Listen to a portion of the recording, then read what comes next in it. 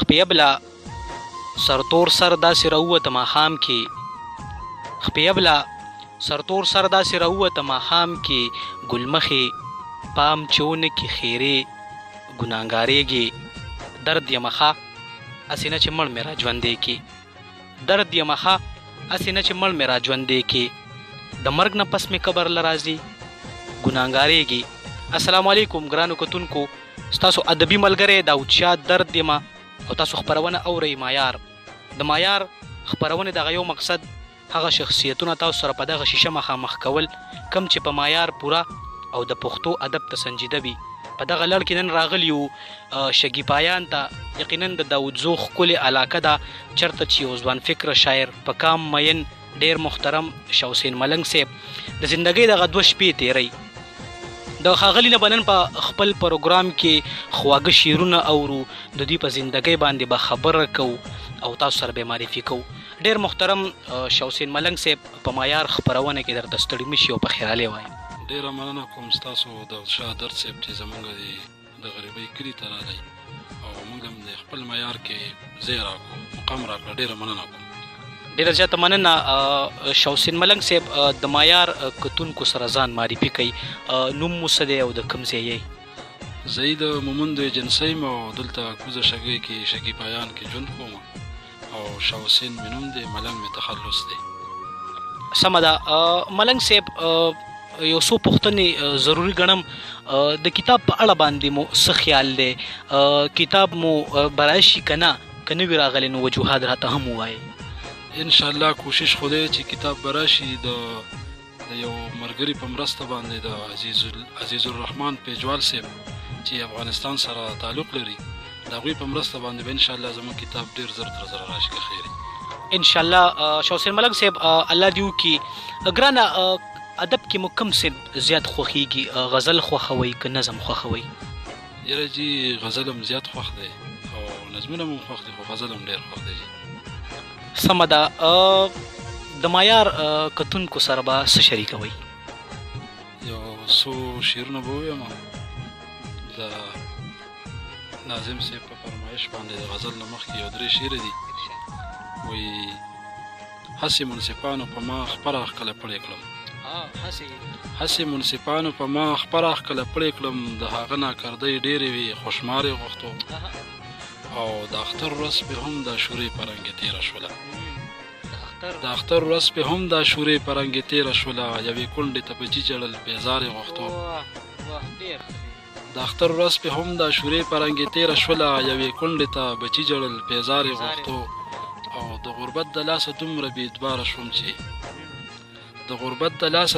اعتباره شوم چې یار په جرګو هم رضا نه شو ذمه وارې غوښتو. د کلام مطلب وي جانان کم ځای کې ګوري ټول جهان ورپسې ګرځي جانان کم ځای کې ګوري ټول جهان ورپسې ګرځي خوشحاله دی هغه وي چې جانان ورپسې ګرځي او خدای خبر دی چې په کومه ډډه یوړو دی ظالم خدای خبر دی چې په کومه ډډه یوړو دی ظالم د ګودر د غاړې بڼو شنه توتیان ورپسې ګرځي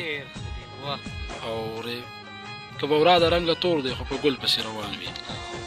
که بورا د رنګه تور دی خو په ګل پسې روان وي د مرداري بوی چې لګي نو کارغان ورپسې ګرځي او رامنډه که جانانه رنګینۍ دی او سپرلی دی رامنډه کړه جانانه رنګینۍ دی او سپرلی دی مېلمه دی د یو څو ورځو خزان ورپسې ګرځي او ریباره یار ته وایه چې بیا مه راځه په دې ریباره یار ته وایه چې بیا مه راځه په دې د خپو خاپونه یې ګوري رقیبان ورپسې ګرځي. ډېره مننه. وایي ریباره یار ته وایه چې بیا مه راځه په دې د خپو خاپونه یې ګوري رقیبان ورپسې ګرځي. او اخري شعر دی وایي خانان به کړي د خپلو د خانانو تپوسونه خانان به کړي د خپلو د خانانو تپوسونه شاه حسین ملنګ دی ملنګان ورپسې ګرځي. شاه حسین ملنګ صاحب ډېر ښکلې غزل ډېر ښکلي شعرونه نور هم را سره شریک کوي ډېر خوند به وکړي. د سید یاسر علي شاه او د سید ارمان باچا داسې د نورو ملګرو د تنقید نه وتی کلام دی هغه به سره وړاندې کړم خو د هغې نه مخکې یو 2 شعره دي یو 2-3 شعره دي د هغې نه مخکې وایي دلته چې د امن خبر نه راوړي دلته چې د امن خبر نه راوړي نه دی راځي دلته د شر نه راوړي مور ته مې ویل چې پلار ته ووایه مور ته مې ویل چې پلار ته ووایه بس دې کړې ګېډۍ دې په سر نه راوړي ډېر ښه دی دا شعر بیا ووایه ډېره مننه مور ته مې ویل چې پلار ته ووایه بس دې کړې ګېډۍ دې په سر نه راوړي او خواله مې راځي خو د نفرت سره خواله مې راځي خو د نفرت سره ځان سره د مینې نظر نه راوړي اوس دا کلام دی د تنقید نه وتی وایي تمام عمر مې جانانه سراسر تاوان کې تیر شو تمام عمر مې جانانه سراسر تاوان کې تیر شو د سپرلي په تمه تمه ژوند مې ټول خزان کې تیر شو او ستا یادونه چې مې یاره لیونی کړي نو وده شم ستا یادونه چې مې یاره لیونی کړي نو وده شم ویم چې اوس به خوب کې راشي عمر دې ارمان کې تیر شو ډېره مننه او ستا یادونه چې مې یاره لیونی کړي نو وده شم ویم چې اوس به خوب کې راشي عمر دې ارمان کې تیر شو او د هجران دې تړ مو اوښکو مې په مخ کړې لارې جوړې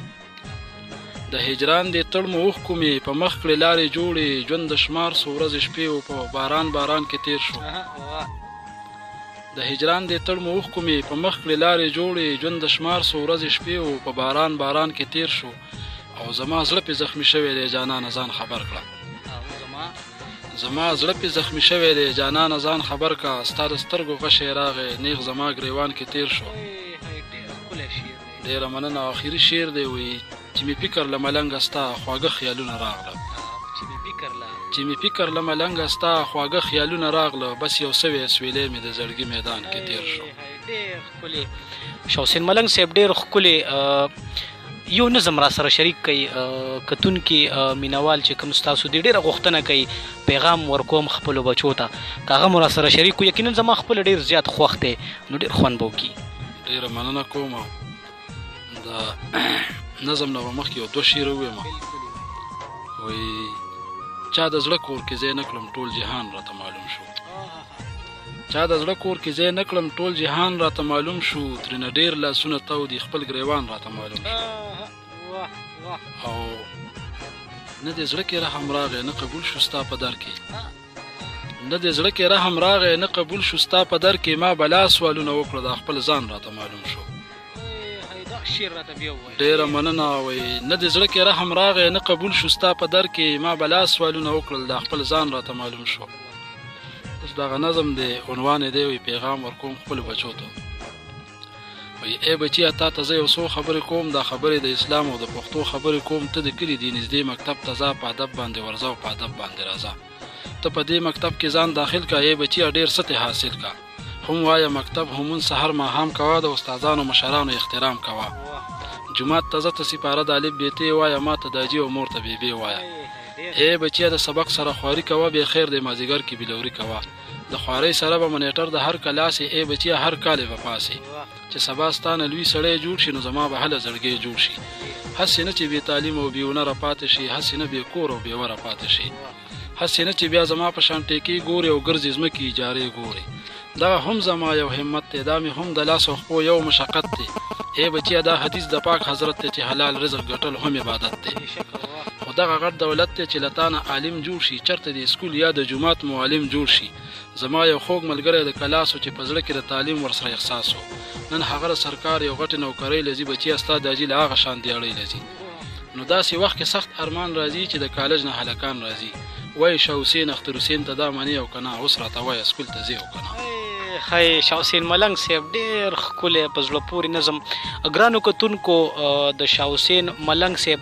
دغه پیغام ورکوم خپلو بچو ته په دغه نظم کې چې کوم د دغه را روان کل د دغه ماشومانو دپاره کوم سبق پروت دی یقینا ډېر سبق آموز نظم یې را سره شریک کو